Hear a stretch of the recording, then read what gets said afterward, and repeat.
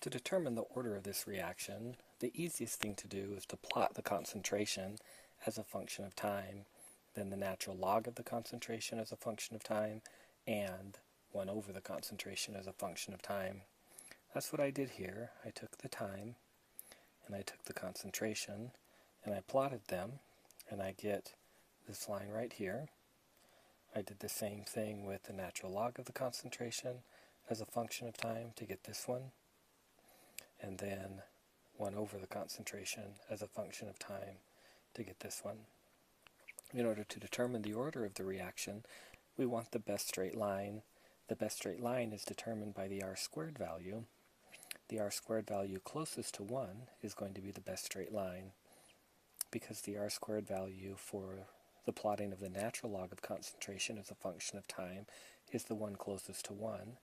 Then we can determine the order by recognizing that when the natural log of the concentration plotted as a function of time gives us a straight line, it's first order. If, however, it were the concentration as a function of time that gives us the best straight line, with the r-squared value closest to 1, it would be 0 order. If it were 1 over the concentration as a function of time that gave it the best straight line with r-squared value closest to 1, it would be second order. Because we know it's first order, then the equation of the line actually gives us information associated with the rate constant. The negative of the slope is the rate constant. This will be needed for part B, where in part B we have to calculate the concentration after 95% has been converted. If 95% has been converted, then 5% is left over. 5% out of 1 is 0.05. So if we start with a 1 as our concentration initially, then at time t the concentration would be 0.05 of that when 95% has reacted.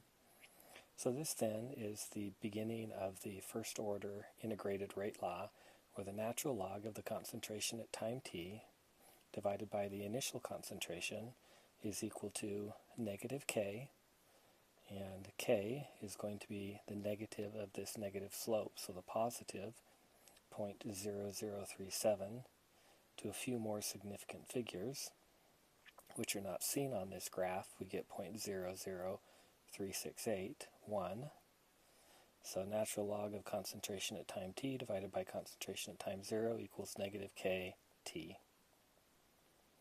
And all we have to do then is rearrange the equation and solve for t, and when we do that we get 814 minutes. Part C then asks why water is not part of the rate constant.